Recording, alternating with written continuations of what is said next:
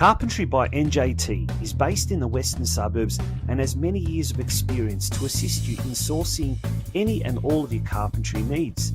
Carpentry by NJT are great supporters of local soccer clubs in Melbourne's western suburbs, including ambitious State League One outfit, Sydenham Park Soccer Club. Home Builders Core, meanwhile, is a Melbourne-based construction company by the same owners with more than 15 years' experience. Home Builders Core specialises in new homes and unit developments. With attention to detail, they work to the highest standard to satisfy their customers with a very quick turnaround. For further details about how either Carpentry by NJT or Home Builders Core can help you, contact owner-manager Nick on 0410 576 018 or via email at nick@homebuilderscore.com.au. Carpentry by NJT and Home Builders Core are the proud major sponsors of the Football Out West show.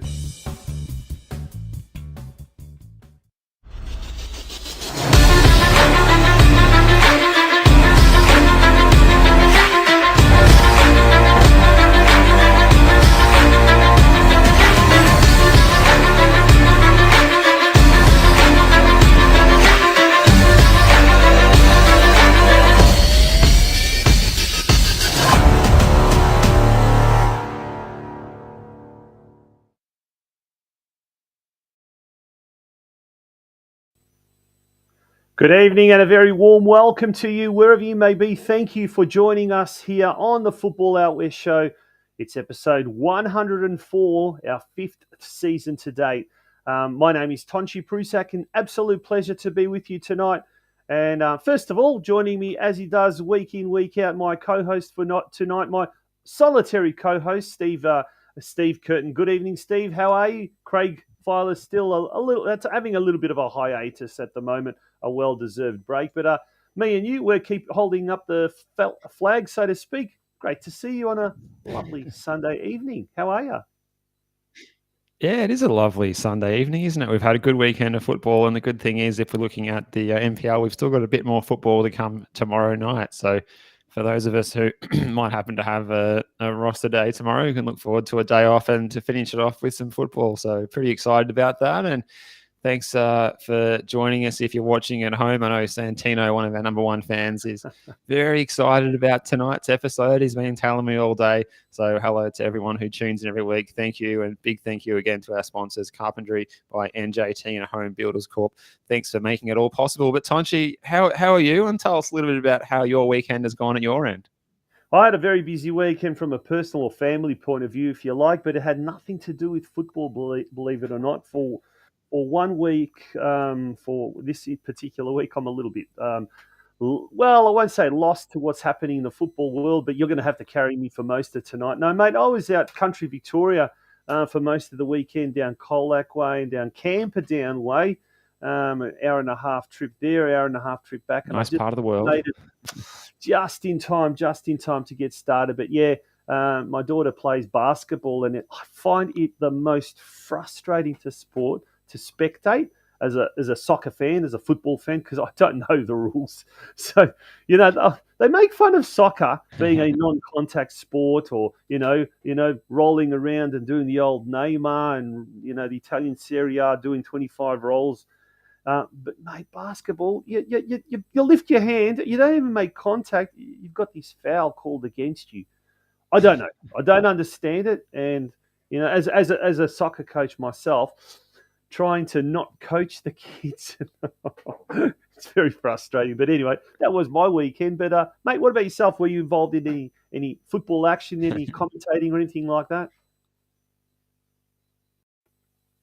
Yeah, I was at Port Melbourne last night, JL Murphy Reserve, and saw a pretty exciting game between one of the favourites this year, the Port Melbourne Sharks, against one of the new boys, Moreland City. So we'll talk a bit more about that game. But I was joined by Mark Ivkovic for the first time on special comments, and we struck a good partnership, I'd like to hope, and it went pretty well, and it was an exciting occasion, a good crowd in attendance. And I tell you what, the weather, it was pretty warm at kickoff last night at 6 p.m. It was around 30 or 31 degrees, and I think it only dropped down to about 28 by full time. So certainly tempers flaring on the pitch in the second half as well. So weren't the only ones getting hot under the collar at J.R. Murphy last night. So good to get along to some football. But look, aside from that, mate, it's been a bit of a football drought this weekend. So it's a good thing we've got tonight to catch up on what's happened over the weekend. So, yeah, pretty excited to run through some of the action and get up to speed. We've got some good guests on as well tonight to fill us in on something, some of those details, the finer points we might have missed over the weekend. Yeah, before we talk about the guests, let's talk about some of the news. Young Socceroos, there's Australia Cup round 3 action. We've got the round 3 of the NPL 2 and NPL 3 competition, NPL 1 and NPL 2 competition.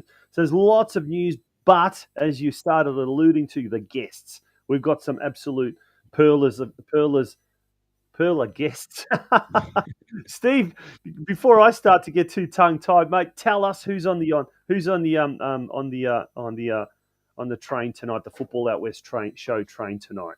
Yeah, well, we promised you this gentleman last week. He's one of the new boys in the head coaching role in NPL Victoria, Ryan McGuffey from St Albans. They've had a great start to the season. He's going to be joining us for our NPL top tier section at around 8:20. So looking forward to getting Ryan. He will be here tonight. We can confirm he will be joining us tonight. So that's very exciting. After that, from Northcote City of NPL 2, and they had a nice result on the weekend. Zelko Zuzman will be joining us. Looking forward to learning a little bit more about what's happening out at John Cain Memorial Park out there. Yes, out in Northcote. Yep. Yeah, nice little stadium out there with the old grandstand. And finally, also from NPL 2's Werribee City and the affiliate Italian Social Club there at Galvin Park, Costa's Mitre 10, Galvin Park, the long-winded stadium venue name there, but it looks a picture. I tell you what, Giovanni Insera will be joining us as well. So looking forward to chatting to all three of our guests tonight as we wrap up an exciting weekend of football, mate. So I think that's got us all pretty excited to chat to those three gentlemen. Yeah, Giovanni in particular will be very interesting, former long-time president of Werribee. He's now acting in an advisory role, assisting the Bees football group, and he's heavily involved there with the mother club, if you like, or the parent body, the Italian Sports Club. And in fact, as the vice president, a lot has happened in the last 12 months off the field. For those of you that haven't had a chance to go down to Costa's Mitre 10, Galvin Park, the facility, a brand new facility, brand new club rooms there at the facility. And we spoke to the Young Socceroos coach. Her name slips me a couple of weeks ago.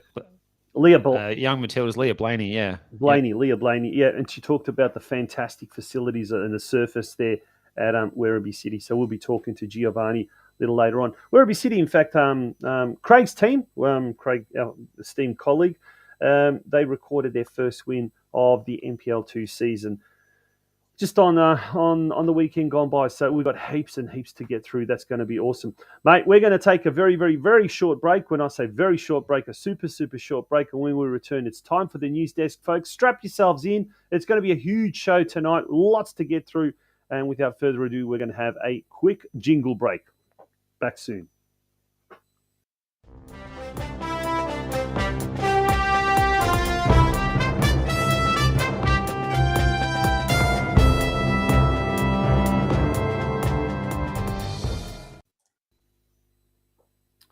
Welcome back to the Football Out West show. And Steve, the news desk, over to you, bud.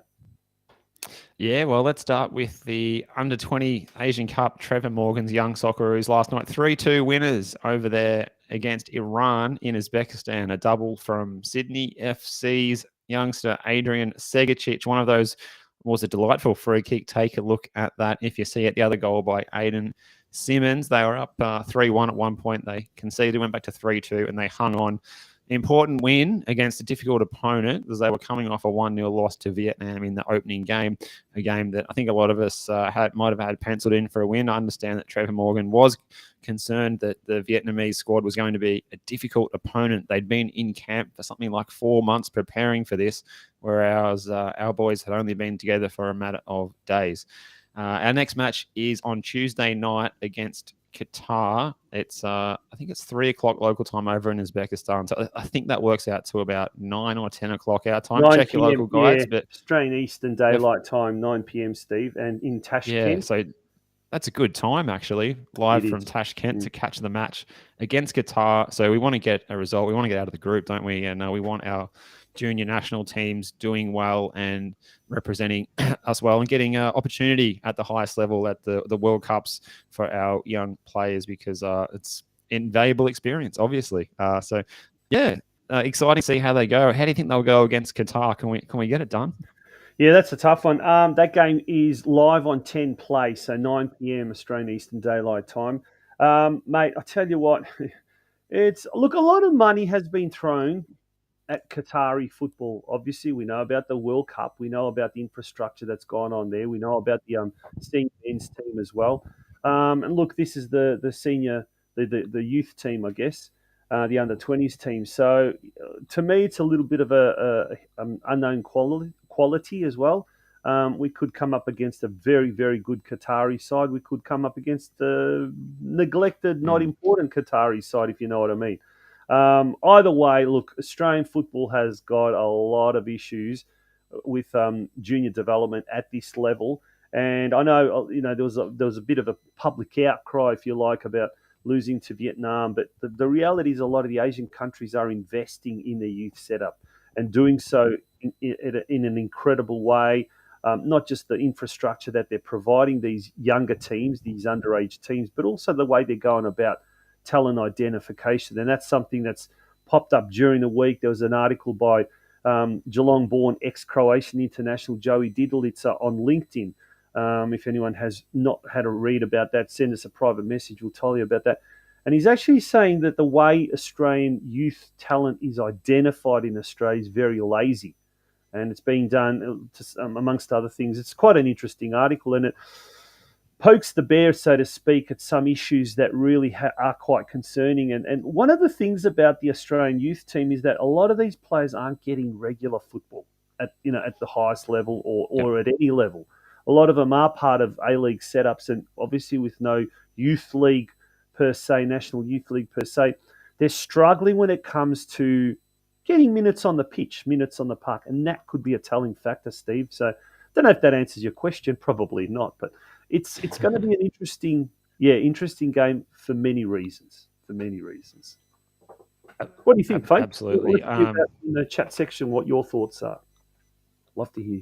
Yeah, well, the comments are coming in, and Tony makes a good point that the Vietnamese players are all home-based players, so they do get a lot of opportunity to work together as a group, and perhaps that gave them a strong advantage over us in that first particular match. But hopefully we'll get the job done against Qatar. Fingers crossed. We'll go through some of those winners from the Australia Cup on the weekend, the third round of the Australia Cup. This was taking place. Some of those results are still not submitted, but we started Friday night. So this was the Australia Cup Victorian section with State League 1 and 2 coming into the comp for the first time. So we're getting to the more serious teams in this particular competition. So some of those teams advancing on Friday night: Geelong Rangers getting through.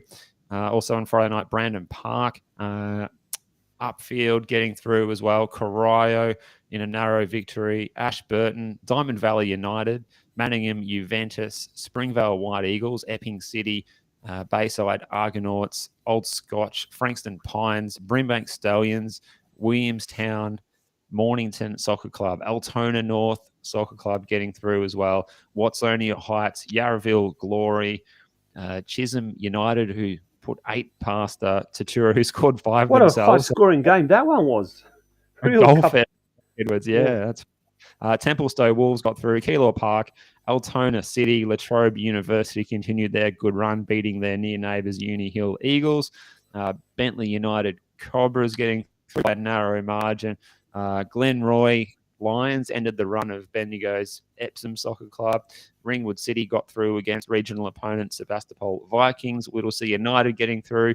Whittlesea Rangers, big 9-0 winners in their particular tie. South Springvale getting through, as well as FC Clifton Hill and a bunch of other scores still to come in. Stay tuned during the week for the details of that draw, or get in touch with Brenton Ray, who's got all of the scores. And a big thank you to Brenton, who helps us out with some of these scores when we need them in a short time frame. Yeah, look, there's some of the Sunday games as well.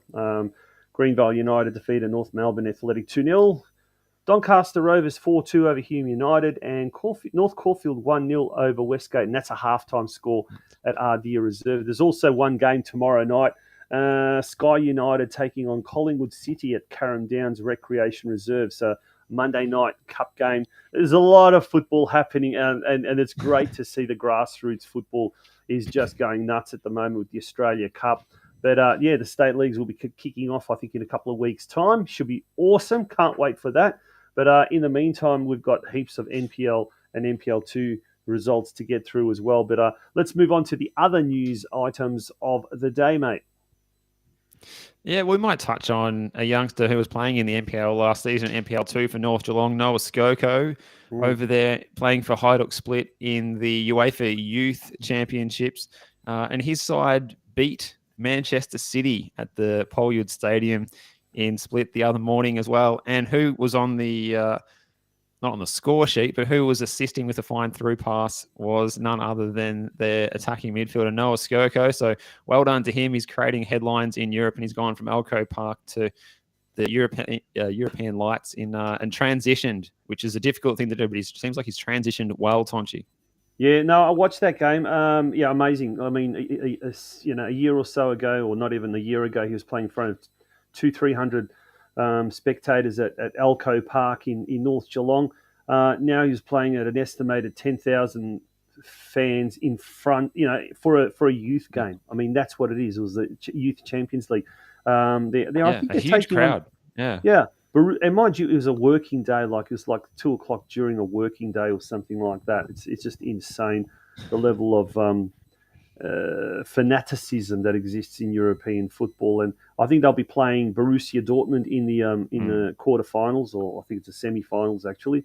It's an amazing achievement against Manchester City, who are an unbelievable club even at youth level. But that now comes back to the issue we talked about, the identification of players.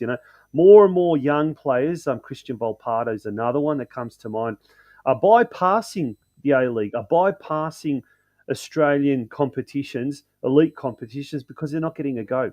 And they're going abroad, they're going to Europe, and a lot of these kids are going to be lost to Australia simply because the identification system here is flawed, absolutely flawed. And this is something we've tackled last year with some of our guests, Steve, that something needs to be done. I mean, look, you talk to people here in Victoria, and they all say the NPL at the moment, the NPL junior competition is flawed in that it's very expensive. So it excludes a lot of talented young footballers who simply cannot afford it. Yes, there are ways that some clubs are actually subsidising costs, and kudos to a lot of these clubs. And look, kudos to what is happening with the NPL junior competition. There's a 33-round junior season, which is incredible, which is awesome. But there's something that's just not right with the way our is being identified. Our talent is being identified. Noah Skoko is a very good example in point. But anyway, that's that.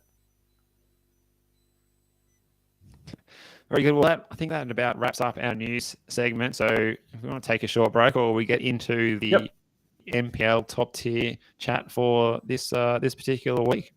We'll go for a little bit of a break, thanks to some of our advertisers and sponsors who have been absolutely fantastic this year. We've even got some donations given to us this year to ensure we can continue this show, and it is an absolutely fantastic thing to see. Here's one of those advertiser sponsors, Guzman Finance, and in this day and age of high interest rates, make sure you pay attention to this. We'll be back very shortly. At Guzman Finance, like you, we are passionate about the Western suburbs and football. Our main passion, however, is helping customers succeed in their financial goals. As trusted mortgage brokers, we offer knowledge, personalised service, and access to hundreds of loan products from Australia's leading lenders. If you're in the market for buying your first home, looking for a better interest rate on your mortgage, renovating your home, or buying an investment property? My team and I will help you manage the process from start to finish. Avoid costly mistakes and expensive loan products. Contact our office on 9369 6805 or 0425 826 055.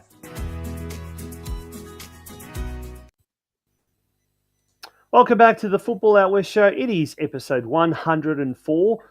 Now, season 5, we're into season 5. So thank you, folks, for staying with us all of this time. Let's turn our attention, Steve, straight away to NPL football here. It was round 3 played on the weekend.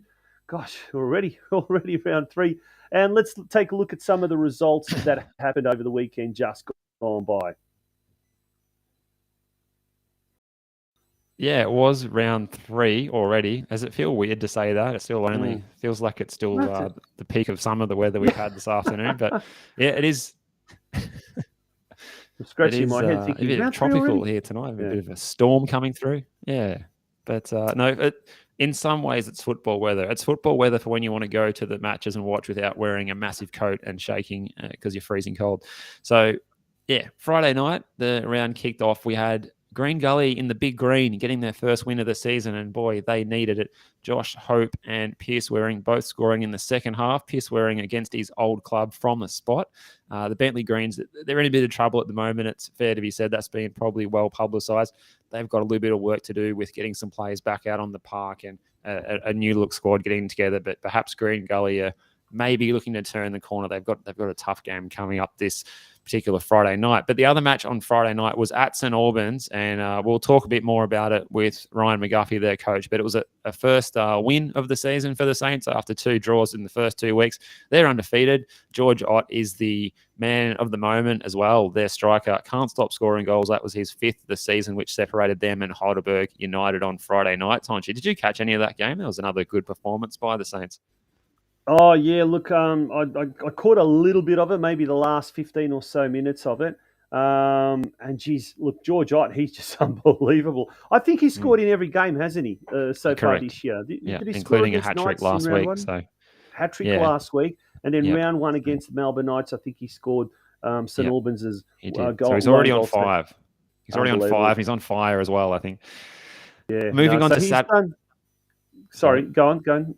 Yeah, moving on to Saturday, we had Avondale and Hume City. When they played Avenger Park, well, I said this last week, it's always a thriller. This was the case again in this particular match. Joey Katabian and Liam Boland scoring penalties, and a former St Albans player, Xander Guy, with a late first half injury time goal. Yagub Mustafa, the new signing at Hume City, was on the score sheet, as well as Uad Rezai. They didn't get the points, though. Hume City, they went down 3-2 to Avondale. Got an important win there, the Avengers. Now, Port Melbourne and Moreland City. This is the game that I was at there with Mark Ivkovic last night.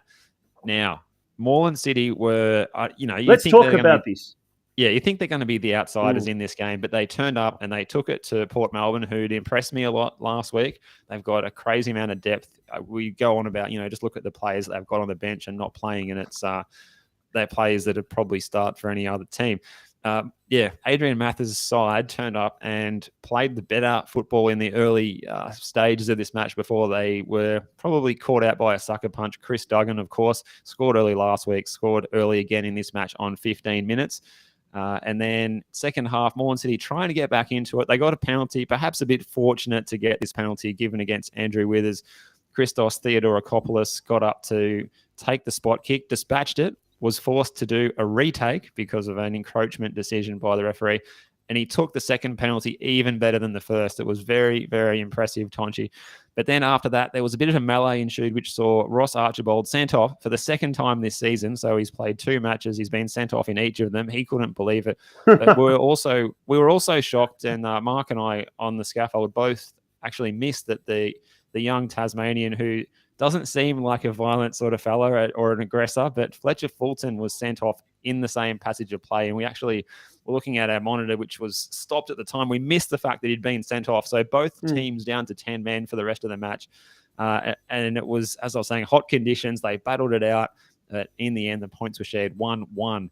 The other match at Paisley Park, Altona Magic, who've had a patchy start to the season from all reports, they got a 1-0 win against North Geelong. Jonas Markowski getting on the end of some work by Tommy Semi to score on 29 minutes for the Warriors. One of their bright lights so far this season. Aiden Gardner sent off on 76 minutes. So not the night that North Geelong wanted, and they probably thought that was a chance to then pick up some points. The other game last night, Dandenong Thunder won, courtesy of Mamadi Kamara. Penalty went down to Oakley Cannons 2. A couple of new signings. The boy from Queensland, Alexander Fiechner, who has been scoring bucket loads of goals in Queensland. He scored on 54 minutes, and it was a dramatic 90th minute winner for the Cannons by Connor Hampson. So late drama at George Andrews Reserve for the second Saturday night in a row. That place is just non-stop drama. It is the most box office NPL ground that you can attend, I think. It is.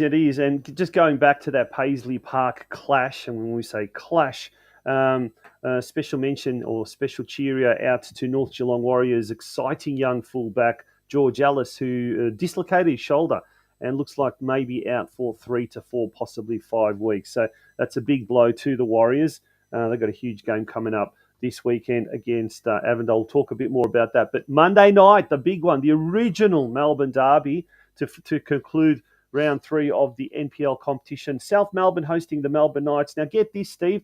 Game's been pushed back 45 minutes. It was originally set down for a 7:30 p.m. kickoff. It has been pushed back to 8:15 because apparently there is a lot of interest. Now, with we'll talk about this maybe even later on, about the National Second Division. And during the week, we had the expression of interest period conclude, if you like, and something like 30 clubs have put their hand up. Amongst those clubs that have put their hand up for the National Second Division, slated to start in March of next year, are South Melbourne and Melbourne Knights. So, mate, both these, the South Melbourne have started fantastically well this year. Melbourne Knights are doing quite well. They drew against St Albans 1-1 in round 1. Round 2, they also drew against Oakley Cannons, who are a tough side, and many are predicting to be the side for this year. 1-1. So Monday night's game should be an absolute classic, and we'll have a look at the table while we talk about that game in particular. Look at Avondale FC and Oakley Cannons, joint top spot at the moment, but South Melbourne, if they win, they could go outright top spot. But Melbourne Knights at the moment in 11th position. But look at that, it's just so many teams bunched up. Like Melbourne Knights win tomorrow, they could potentially jump as high as 4th spot, with a 2-0 win, for example. So Avondale on top, followed by Oakley Cannons, South Melbourne, Port Melbourne Sharks, who are tipping to do very, very well this year. St Albans States, unbeaten, and the highest Western suburban team at the moment. Ryan McGuffey, their coach, is currently in the green room, about to come on very, very shortly. Let's get him on. And Dandenong Thunder there, and we'll bring Ryan on as we speak. And a very warm welcome to Ryan McGuffey. Ryan's joining us tonight, and great to have you, Ryan. We were hoping to have you last week. Unfortunately, there was some little issues that arose that were couldn't be controlled. But you're here with us tonight, mate. Welcome to the Football Out West show. How are you? Yeah, I'm very well. Thanks for having me. Can you hear me okay? Absolutely well. Yep, fantastic. And Yes, mate, first of all, congratulations. Yeah, look, tell us what happened. What you don't get injured on the football field, but you get injured at home. What's going on? Yeah, let's just say it was a bit of frustration after the Dandenong Thunder game. Oh, no. Hopefully you haven't fractured anything there. Oh, well, maybe. Maybe, well, at least you're a coach, so it doesn't matter. No, of course it does matter. But, mate, all jokes aside, congratulations on the start, an unbeaten start after 3 rounds. One win and 2 draws. Doing very well at the moment. That's right, yeah. Yeah, it's been a good start. We've acquired a good squad of boys. We've got a good mix of youth and experience and hungry young players. So it's a good start. I'm not saying I'm surprised with the start because I believe the team are capable of doing good things this year, and I think they're starting to believe that as well. So, yeah, I'm not surprised, but I'm just glad that they're starting to believe and they're playing a brand of football that's good to watch. And Ryan, stepping up from being Chris Taylor's assistant at Oakley Cannons in recent years, how has your role been being the head coach for you? What are the big differences that you found as a coach in the I don't know, in the leading chair this time around? Yeah, well, obviously I was at not obviously. I was at Oakley the last 2 years, and obviously was part of the grand final winning team, which was really good. And obviously working with Chris Taylor was good for myself because it obviously gave me a lot of experience and seeing how he spoke to players, how he spoke to the committee, how he ran the football club, and that was like really good, and I enjoyed that, and I definitely picked up a few things from him. So I'm trying to take that into my coaching career. Obviously, I'm very early stages. That was my first win against Heidelberg, and I'm just glad to get that monkey off my back, because the longer that goes on, obviously the more pressure picks up. So I'm glad to get that first win, especially after drawing last week in what could have been a 3-point match. Now we've got one of our co-commentators in the NPL, Alex Sivkarovsky, says George Ott is the dark horse for the Golden Boot. But mate, his 5 goals after 2 games, including that hat trick last week. It's great, and that's something maybe St Albans have missed, I guess, in recent seasons, having a real target man or someone who's really able to score the goals. I mean, a lot of the time the opportunities are created, the goals aren't being scored. But George seems to have sort of changed that around. How hard has he worked in the off season, just on things like finishing or positioning and all of that kind of stuff? It's certainly paying off dividends, that's for sure. Yeah, well, I'd love to take credit for like how good a player George is, but I'm afraid I can't take that credit, not yet. What I can say is, though, I'm giving him a bit of freedom, and I'm filling him full of confidence. And with a striker, I think for them to be expressive and have confidence, it can only lead to good things, especially if you've got the talent that George has got, and he has got an abundance of talent. Absolutely. And another signing at the other end of the park as well, Jasko Koranovic had an outstanding game. I think he should have been the goalkeeper of the round back in round 1 when Craig Filer and I were there for your result against the Melbourne Knights. I can't believe how many saves he made that day. How important is he on the park in the dressing room? Yeah, Jasko's he's a guy that I've liked to look for a couple of seasons, especially when he was playing with Dundee City. I thought for him to be in that spot, a relegation spot, was a bit unfair on him, because I really thought he had good ability and he was a very good goalkeeper. And the stature of the man at 6'6", I think he stands, and he's looking fit. He's worked very hard alongside our goalkeeper coach Adam. So he's worked very hard to get fit, along with Gabriel Mati. And yeah, it was no surprise, because he does that in training. Like, he gets in one-on-one situations in training, and the forward's probably looking like a 70-30 favourite to score, and he just manages to block it with a knee or gets a hand to it. So yeah, he's doing really well, and long may it continue. Now, mate, you've had a long association with St Albans, firstly as a player, now as a coach. So you've been there at Churchill Reserve for quite a few years.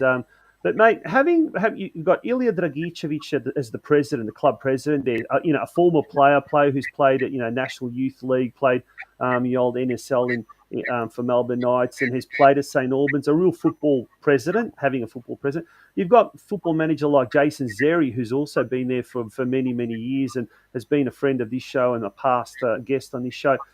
What's it like having the support off the field of football people that really know their football? And I know at St Albans there's always that problem of probably lack of resources compared to a lot of other clubs in the league, but there's a real long-term vision, a long-term plan there at Churchill Reserve, and we've seen some of the just the infrastructure improvements in the last year or two, but long-term there's a real focus on youth development as well, and a real sort of community feeling.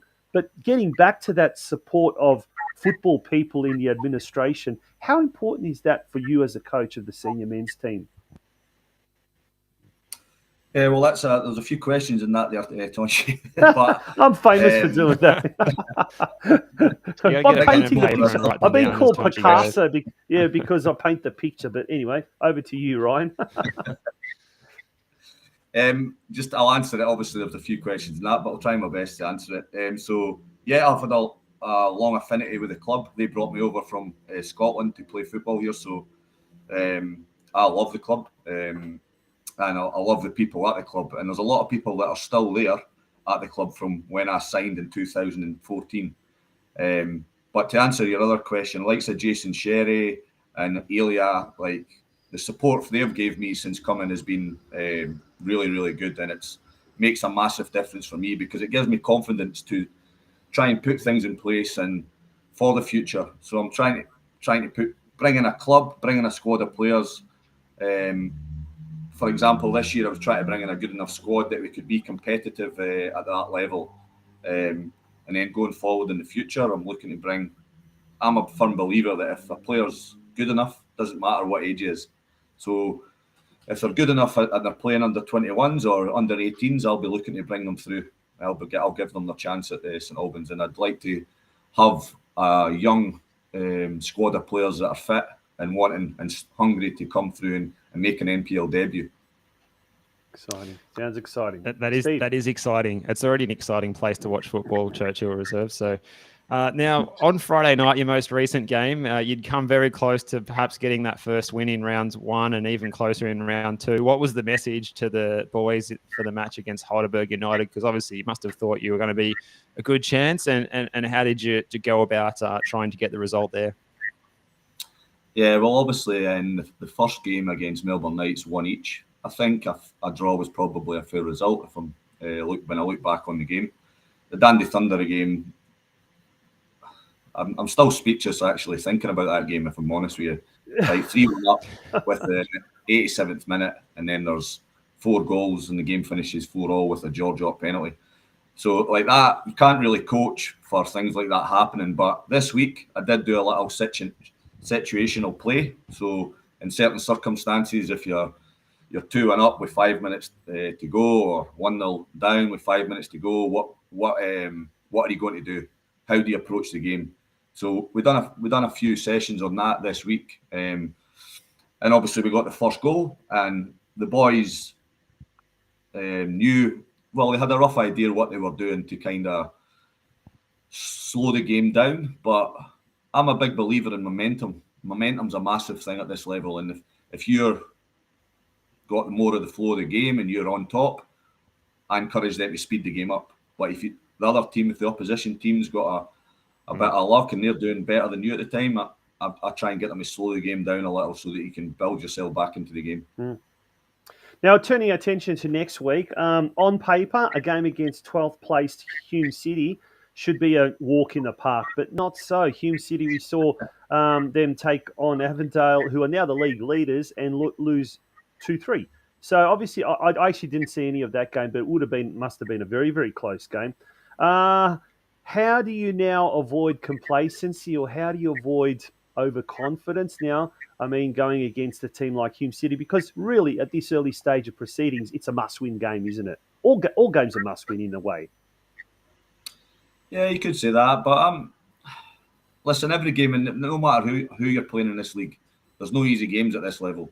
The NPL is a very, very competitive game. I would say a very competitive league. I would say it's the most competitive league out of all the NPLs around Australia, because from 1st till 14th, or I think it's 14 in the league, is it? Yeah. From 1st to 14th, anyone can beat each other. So I take it as another game. Hume are a good side, and their coach is a young up-and-coming coach who likes to play an attractive brand of football. So we'll be going there. I've watched them play a couple of times, so I've got a few ideas of how I'd like to play against them. But I know that pitch is a massive pitch. It's a big... So you've got to be able to play a certain way and a certain brand of football to get results on that pitch. And we've got a young, fit team, so I think it will suit us. But obviously it suits them as well. So it's whether you can get your team to turn up on the night. And I believe I've got a strong belief in my team this year. They're a very confident side, but they all get along with each other. and they're working hard for each other. So that's a big thing for us this season. We've all got to stick together. Now, you mentioned the importance of momentum in the question before last. Has there ever been a game where you've seen as much momentum swings as the game in round 2 against Dandenong Thunder? And I think just what was going through your mind when the chaos was unfolding in that particular match? I think that's a question by popular demand from our viewers. Yeah, I've actually got a story. I learned a lot from that game, I'll be honest with you. So the Dandenong Thunder fans, as you probably are aware, are quite vocal. Yeah. And they were in my ear the whole game. We're 1-0 up, 2-0 up, and I know David Chick really well, but honestly thought we played really well in that first half of football, and I was really proud of the players. And I knew that momentum was massive, but I never. The crowd were on my back the whole game. They're in my ear the whole game, and I never acknowledged them, never turned around, and never done anything. Then it went 2-1, and then I was getting pelters even more. Still never acknowledged them. 87th minute. We scored. In my head, I'm thinking, get in there, let's game over. So I turned round, the boy that's giving me the in my ear, I turned round and I winked. And I've learned now, I'll never, ever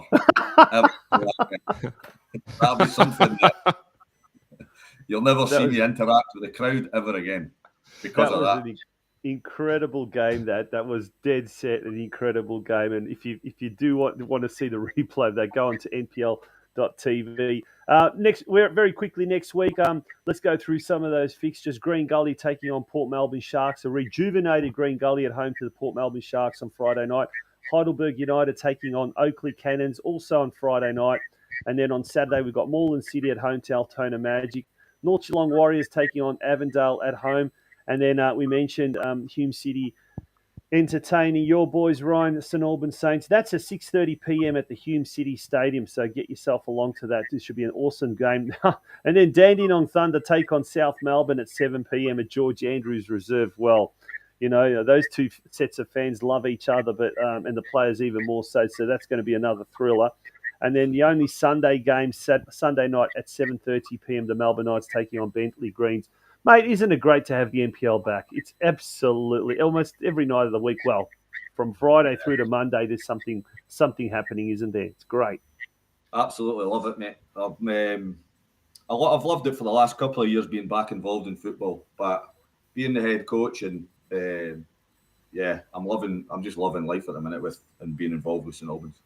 Yeah, awesome, mate. Steve, you've got any last questions? No, I think we're running over time. So, Ryan, we do wish you all the best of luck for the rest of the season. And hopefully your boys and the Ica up front can keep playing some good football, keep scoring goals, and keep putting a smile on the faces of the St Albans Dynamo fans' faces. Oh, no, I did have one more question. I forgot. We had a question last week from Adam Tananini, and it was about the Dynamo. I think it was something to do with the Dynamo Weight Loss Club. Can you give us any details on that at all? What is going on there? Yes. I don't know what you're talking about, mate. All right. Great bat there. That's a good answer, Ryan. All right, mate. Well, on that note, all right. Must be one of those what happens on tour stays on tour type of things, or what happens in the dressing room stays in the dressing room, correct? Thank you very much for having me on, guys. Pleasure. Absolute pleasure, Ryan. Thanks all for the your very time, best Ryan. All the best, season mate. ahead. Cheers. Wishing you all the best, and thanks for coming on the show. All the best, yeah. Take care. Good on you.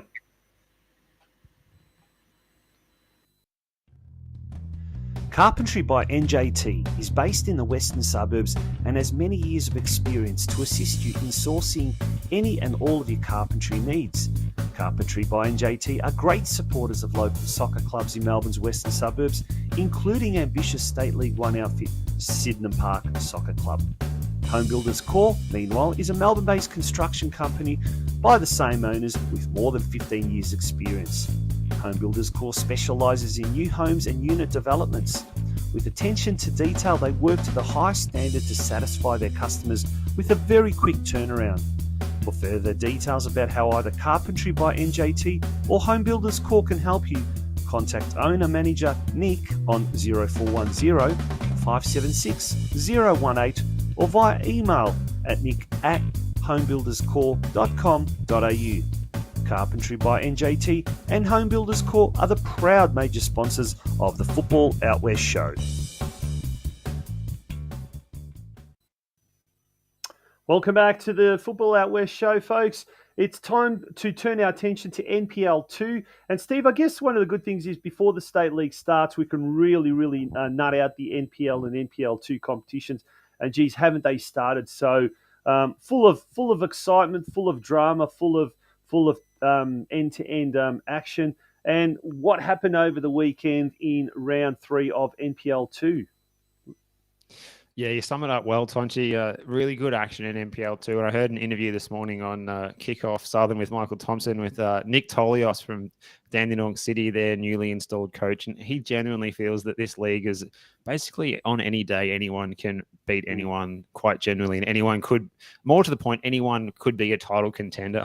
Like in any team in the whole league, basically, is how crazy and even and unpredictable this competition is. So we'll go through some of those results. And it was the team I was just mentioning, Dandenong City, kicking off Friday night's round, or Friday night match of the round against Preston Lions. They took the lead and they ended up going down 4-1 at the Preston Lions side, coming home with a wet sail, 4-1 winners there at Dandenong City. The other match on Friday night was also an away victory with Northcote City, and we'll talk more about this a little bit later. Northcote City 3-1 winners at Moreland Zebras. An away win as well for Brunswick City, 3-1 at Manningham United Blues. And as you mentioned earlier, Werribee City getting their first win of the season against Kingston City, 1-0 there. Good result for them.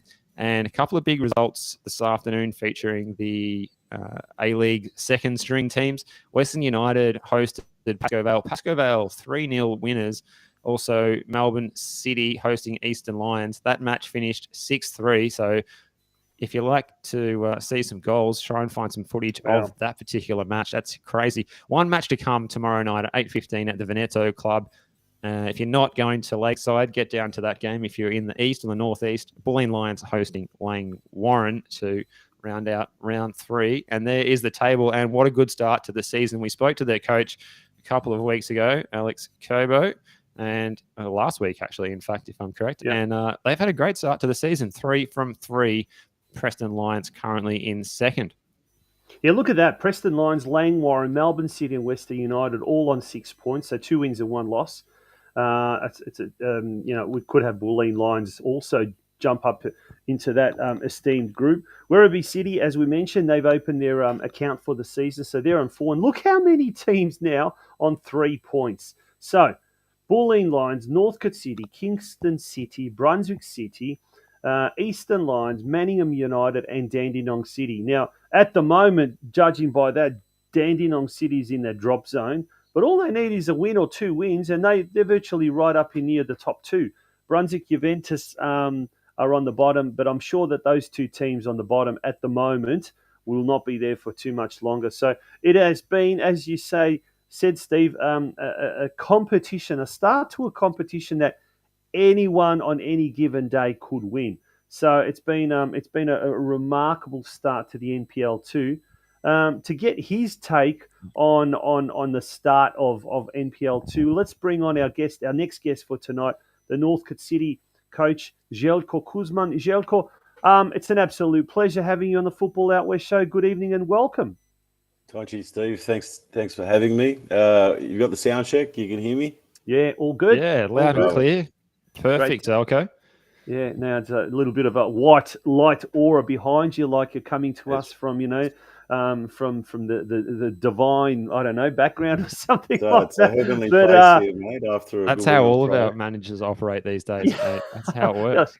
Yeah, that's right. They're like heaven sent, these coaches.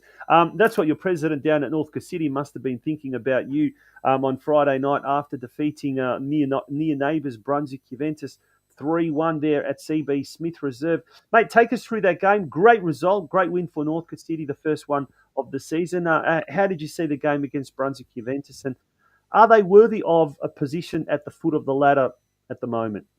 No, absolutely. I think, like you guys mentioned earlier, I think the league's extremely competitive. I think any team can beat any other team on their day, given they bring their best 11 all together on the park at the same time. I think it's going to be a tremendous league. I think if we compare it to any other league in the country. I think it's probably going to be the hardest to get out of. But the game on Friday night, we had a lot of things going against us. A third of our squad was unavailable for selection.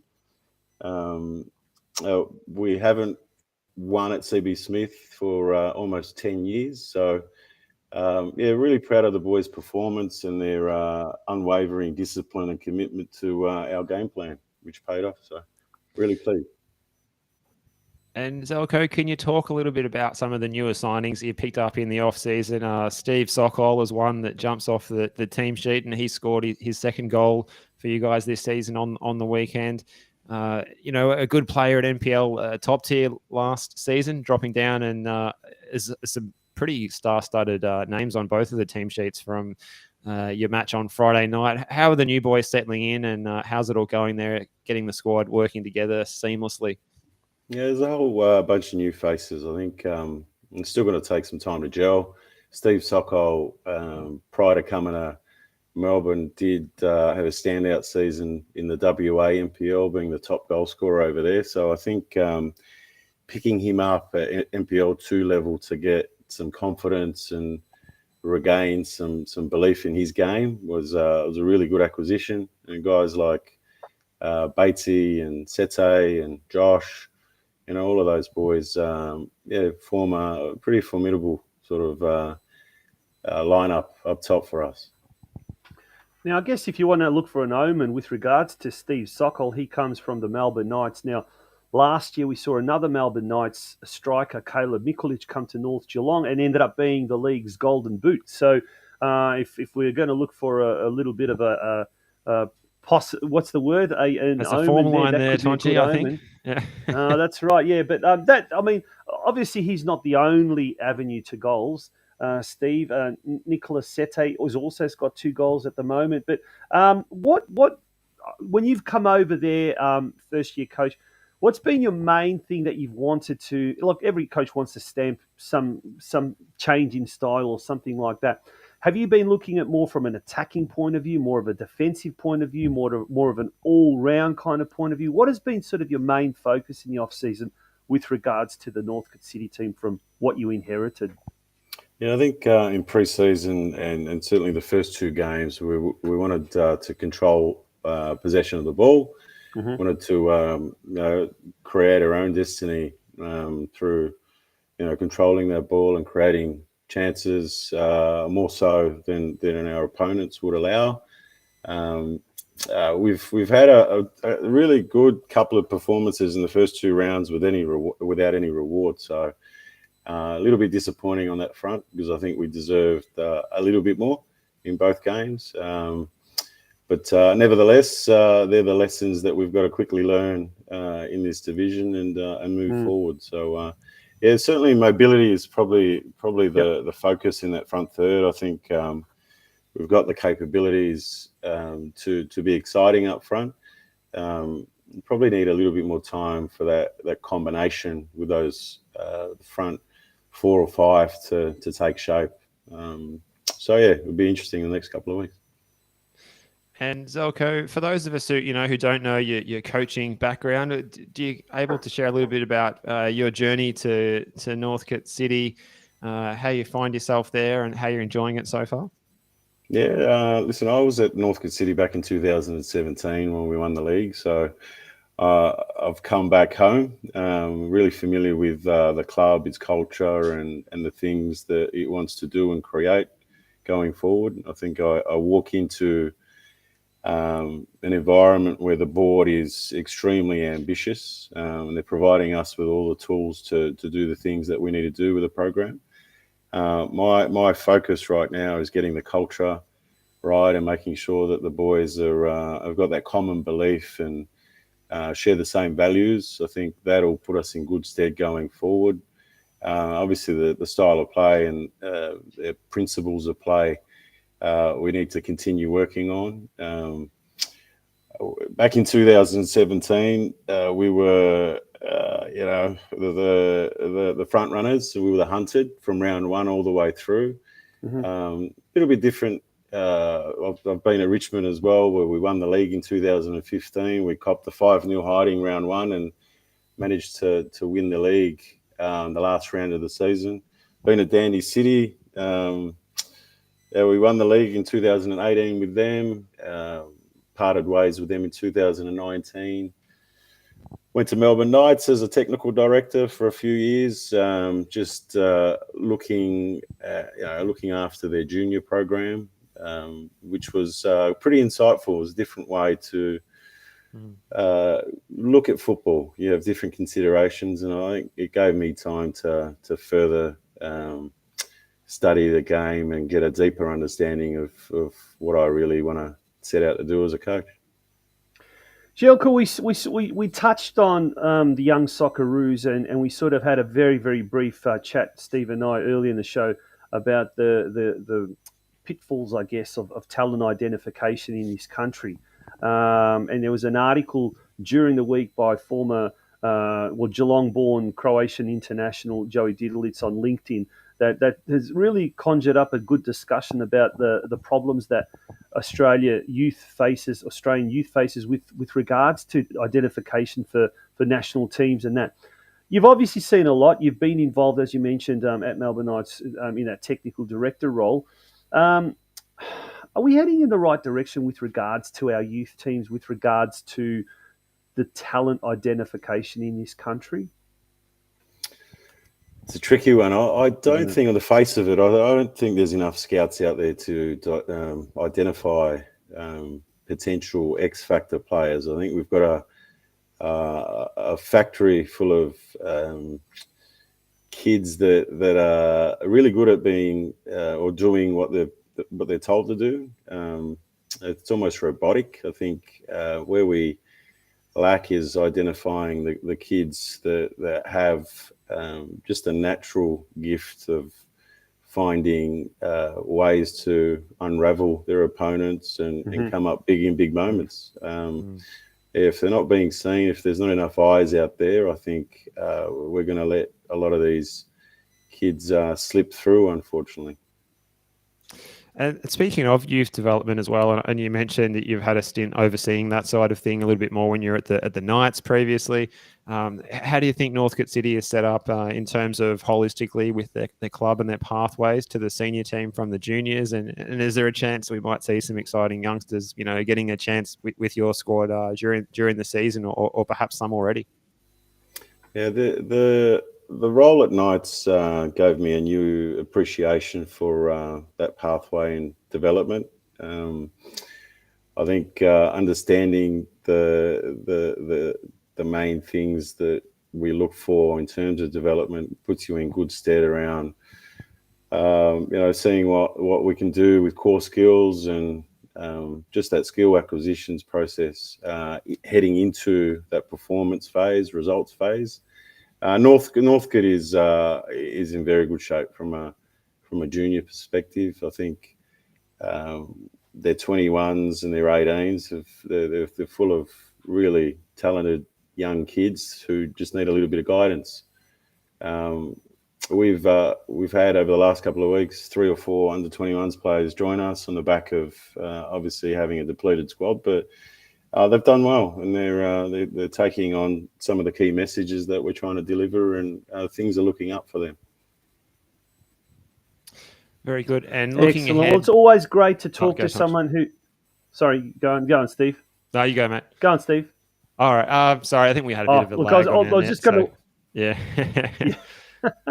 I was just going to touch on next week. You've got a bit of a delay until your next game. You're not playing until Sunday, 4:45 at the Grange against Kingston City. How are you preparing for that one?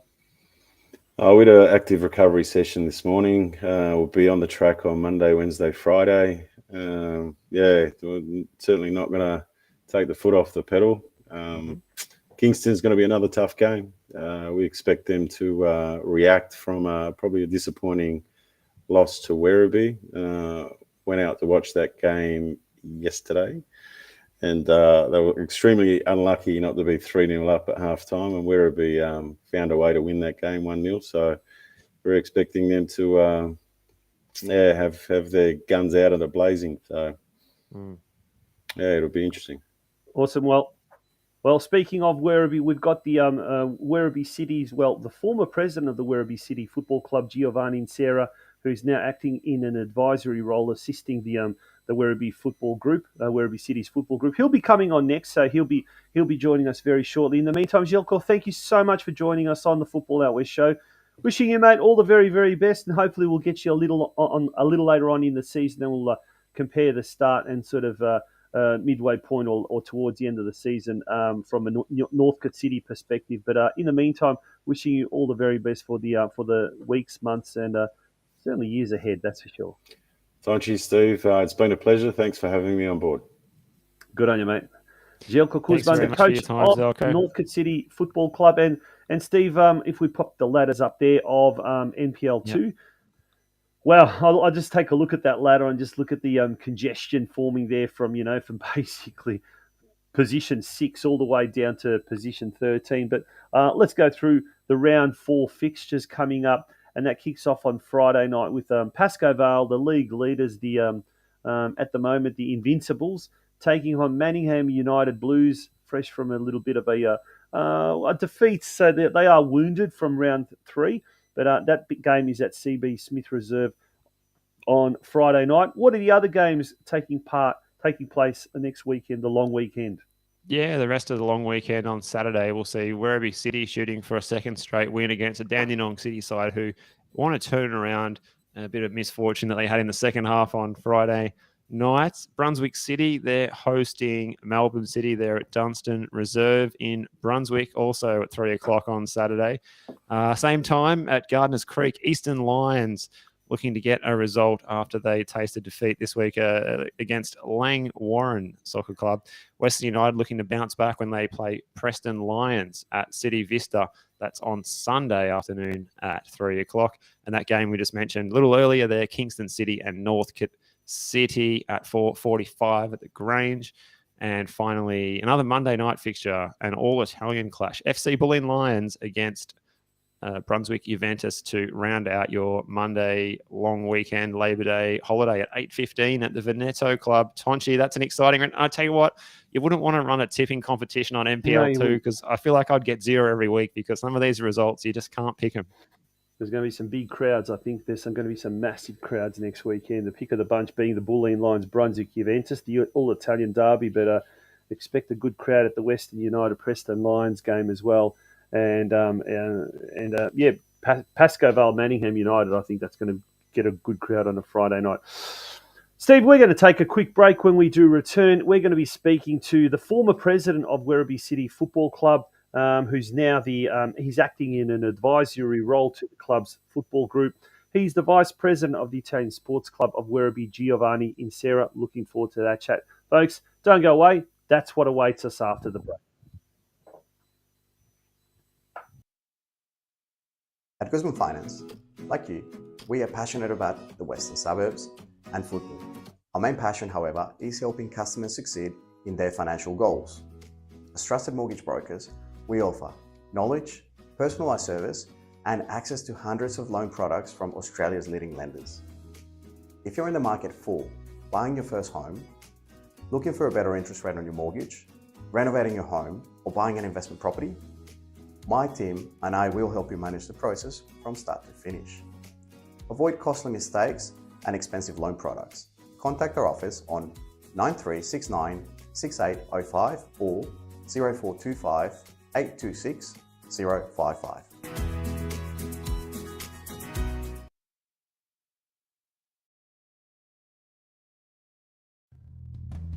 Carpentry by NJT is based in the Western Suburbs and has many years of experience to assist you in sourcing any and all of your carpentry needs. Carpentry by NJT are great supporters of local soccer clubs in Melbourne's Western Suburbs, including ambitious State League One outfit Sydenham Park Soccer Club.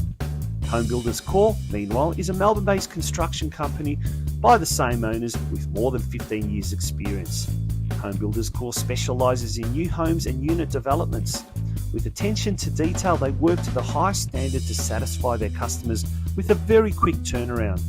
For further details about how either Carpentry by NJT or Home Builders Corp can help you, contact owner-manager Nick on 0410 576 018 or via email at nick@homebuilderscore.com.au. Carpentry by NJT and Home Builders Core are the proud major sponsors of the Football Out West show.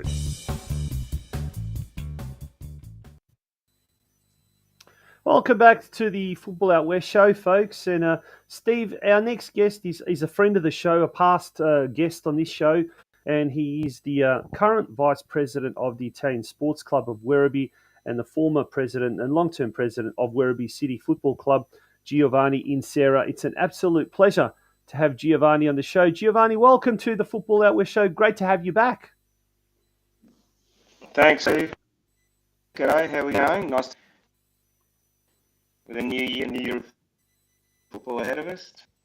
I know we're having those audio problems that we had, I think, last week as well that we had with one of our guests last week. Hopefully, we tried to test this in the pre-match, in the prior to the show, and it was all well, but just the microphone seems to be cutting out. So hopefully all is well. But Giovanni, first up win for the season yesterday against Kingston City. We had the coach of the Northcote City Football Club, Željko Kuzman, just come on, and he was saying that Kingston City were unlucky to score some goals, but in the end, all that matters is the result, and 1-0 result to Werribee City. It's great to have that first win on the board.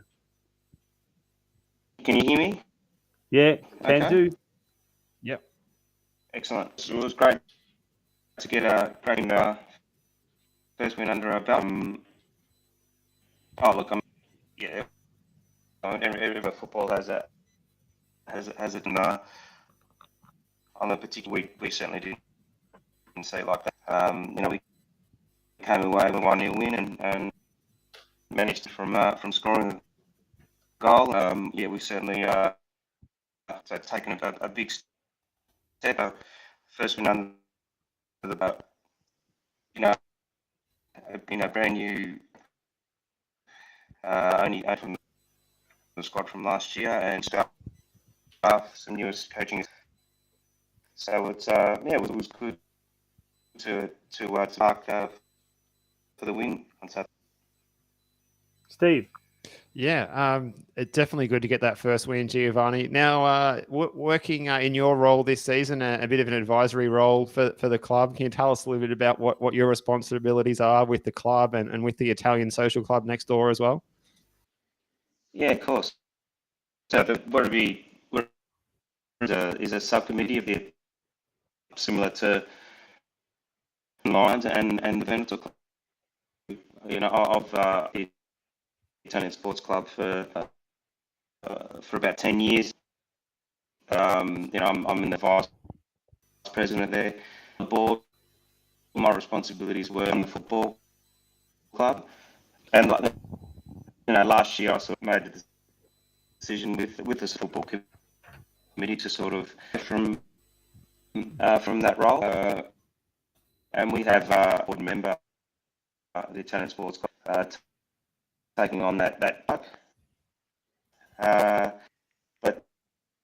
and again, with still being actively involved in the Italian sport and there and taking on and helping, to just we've had quite a bit. We just wanted to make sure we took the right step to turn the club around and decisions in the off season. Settled on the squad, and now to the. Well, we've seen, and we do apologise. It does seem like it's an interference or something, or the audio does seem to be breaking up. But we'll soldier on. And Giovanni, thank you so much for coming on. It is getting a bit frustrating, as Tony Hudson says. I think you guys need to all be in the same studio. This is getting a tad frustrating. We do apologise. Nice. Yeah.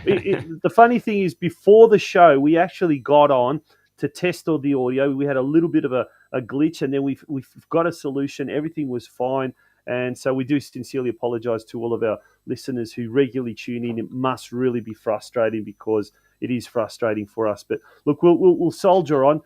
Giovanni, a lot has happened off the field, we've seen a lot of council funding the new fantastic new clubroom facilities. Then obviously the legacy of the Women's World Cup here in Australia has been the new turf, the new surface there at Galvin Park, and that's fantastic. We just now, I guess, need the players on the field to do their bit to get the club back into the NPL competition, and then assuming North Geelong can stay there, we may have two sort of semi-regional, if you want, teams in the top flight competition. But as we listened to Željko Kuzma just before, he said it is a tough league, and it's one of the toughest leagues. Steve, toughest league in Australia to get out of. It really, really is a tough competition. How do you see the team's chances of getting into the NPL competition this year? That's a good question. Again, we've got to be realistic. Ambitious club. There's we as a football club, the support that we do have from the Italians, and we are, and everyone is aligned. Certainly aligned. Believe that should playing in the top tier in Victoria. As I said, we have pretty much from scratch 2023. So coaching in Dominic Barr with some new supporting staff, a brand new squad. Whilst you never say never in football every week. We have set a target. We must get promoted to this year. That's we've set KPIs for the coaching staff and have a plan in place to continue to, and get into that top tier. NPL 2 is very, very tough. So is the top tier. NPL 2 this year we think is going to be we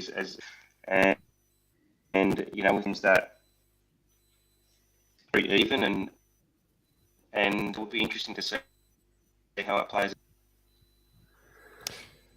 Steve, any questions there? Giovanni, this year, it is an exciting year. We've seen the pitches looking amazing there in the pitches that have come out earlier. You've got the Moroccan national team training there ahead of the Women's World Cup.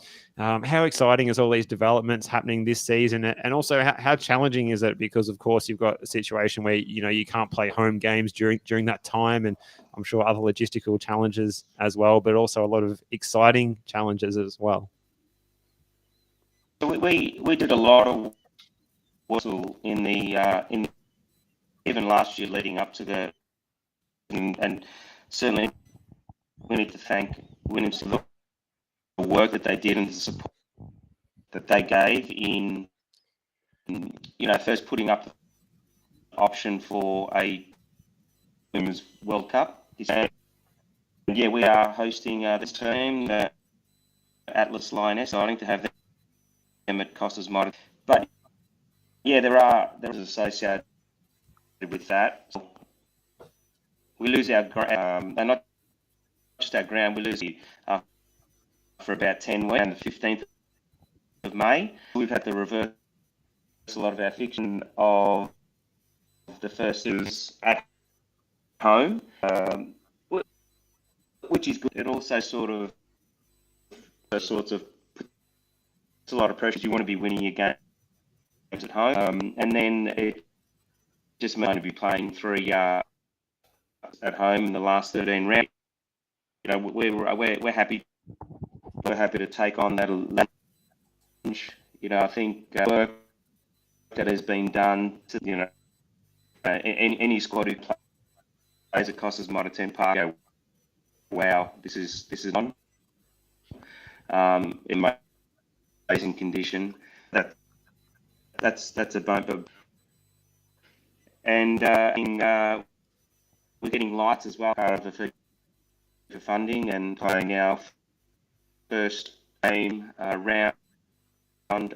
Manningham on this. We want to be playing our home game and that's really exciting. All I heard there was lights. Manningham this year, exciting. So I hope that You didn't hear.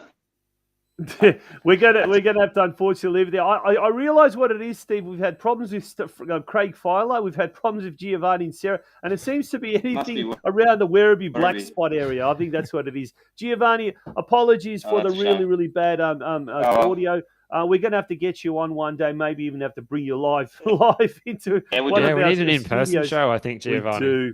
We do. But thanks so much for joining us and wishing you all the very best for season 2023. Good on you. All the best. Giovanni and Sarah, folks, so, apologies. I mean, like, if you guys are feeling frustrated, can you imagine what we're feeling like at the moment? Kudos to Giovanni for coming on. We do appreciate it. We're going to have to get someone from Werribee City on a little bit later on this year. Right, that brings us to the end of the show. And can I just say, Tonchi, as well, it's a shame because Giovanni, we did get the gist of most of the information he had to say, but he had a lot of exciting announcements there to make and a lot of passion about what's happening at Werribee City. I think it's an exciting place to be at the moment, and we look forward to learning more about the club and what goes on there and what will go on there this season. So yeah, definitely a big shame, but yeah, big thanks to Giovanni for giving us his time nonetheless. And definitely wishing everyone at Werribee City good luck with everything they've got to look forward to this year. It's exciting to hear someone speak, with that sort of passion about the club and what's going on there. So hopefully next show, we don't have any gremlins in our wires connecting us to our guests remotely all over Victoria. Yeah, that's exactly right. Now, mate, one of the things we will talk about before we finish up at the moment is, look, the National Second Division. We talked about this earlier in the program. And look, this is something that Optus Sport came out with a graphic. And these were the 23 clubs that had supposedly had announced their candidature, or should I say, had lodged their expressions of interest. But since then, we found out there have been at least another 7 and possibly more. But from a Victorian point of view, these are some of the clubs that have submitted their expression of interest to join the mooted National Second Division, slated to kick off next March. So we've got Brunswick Juventus, Avondale FC, Bentley Greens, Heidelberg United, and then the big three, Melbourne Knights, Preston Lions, and South Melbourne. And then there's a few other clubs there, including if we look at Queensland, they've got quite a few. Brisbane United's an interesting one, Steve. That's a merger, or not a merger, but it's a combined bid by three. Looking to play out of Perry Park there. So I think it's Brisbane Strikers headlining that one, but there's a couple of other clubs. I'm not too sure. Queensland's interesting because you've got Brisbane City planning to play at Spencer Park. You've also got both of the Gold Coast based clubs. One's not on that graphic as Olympic FC at Goodwin Park, who've mentioned that I'm not sure why they're not on that graphic. They should be. The club's officially said that they have submitted an EOI. Peninsula Power as well at Kelly Park, and then you've got Sunshine Coast up the other side of the city. So yeah, you've certainly got a bit happening there.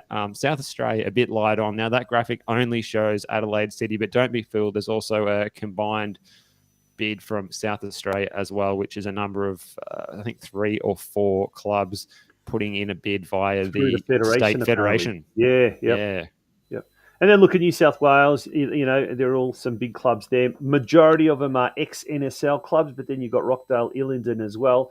And I may be corrected here, but I don't think Rockdale Illingdon played in the old NSL. I might be wrong. But Apia Leichhardt, Marconi Stallions, Rockdale Illingdon, Sydney Olympic, Sydney United, and Wollongong Wolves. And there's been Then earlier today there was an article in on FTBL, the online portal there, football portal, and they're saying avalanche of interest, 30 clubs banging on second division door.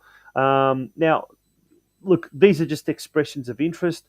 I dare say Football Australia will sift through all those applications, and I think it's early April. There's going to be a whittled down list that's going to be then launched.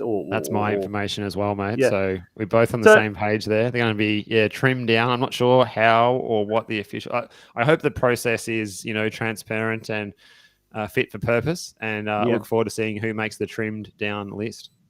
Yeah, but look, in the meantime, we've had a phenomenal start to the NPL competitions. And in a couple of weeks' time, we kick off with NPL 3, and then I think it's the NPLW competition, as well as the Men's State League and the Women's State League competitions kicking off shortly as well. So, look, an abundance of grassroots football awaits us over the coming autumn and winter months. I can't wait for some of those other leagues to start. But in the meantime, geez, we've got some awesome games coming up. And it all starts tomorrow with the big original Melbourne derby at 8:15 p.m. on NPL.tv. The South Melbourne taking on Melbourne Knights. That's at 8:15 p.m. tomorrow night. So that should be an absolute doozy of a game. And then next weekend, the Labor Day long weekend. And speaking of the Labor Day long weekend, we'll be taking a short break because we will both be unavailable that weekend. A much needed break, and hopefully in that little break we can also solve our little technological gremlins. We're going to spend all 3 days of next weekend. This is what our viewers don't know. We're going to be working behind the scenes. Going to be pulling wires and plugging things in and making sure we're going to be connecting tin cans and making sure that everything's seamless for our show in 14 days' time. Yeah. Thank you for all your comments on the chat section as well. To everyone there who've been very, very active tonight. Sincerest thank you for you. And once again, apologies for the technological issues that seem to be plaguing us week in, week out. But we are in Australia. When it comes to internet, it is a third world country. That's all I'm going to say. That's a good point to leave the show on tonight. I think, Tonchi, yeah. we won't reach a higher mark than that. On a high. We're leaving it on pinnacle. a high. But, yep, folks, do get yourself out to an NPL game if you can this upcoming weekend or even tomorrow night. If not, make sure to tune in to the best commentators in the land on NPL.tv. And we look forward That's right. your Elko company. Park next Saturday, Tonchi. Yes. North Geelong and Avondale. We might be Topper hearing your Avondale. dulcet tones there.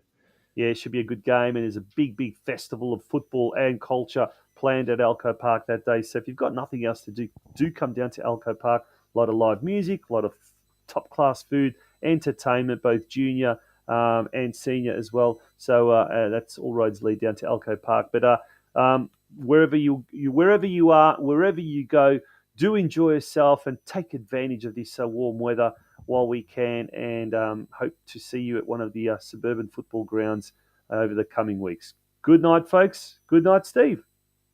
Good night, Tonchi, and good night, viewers. Thank you. Bye-bye. Thank you.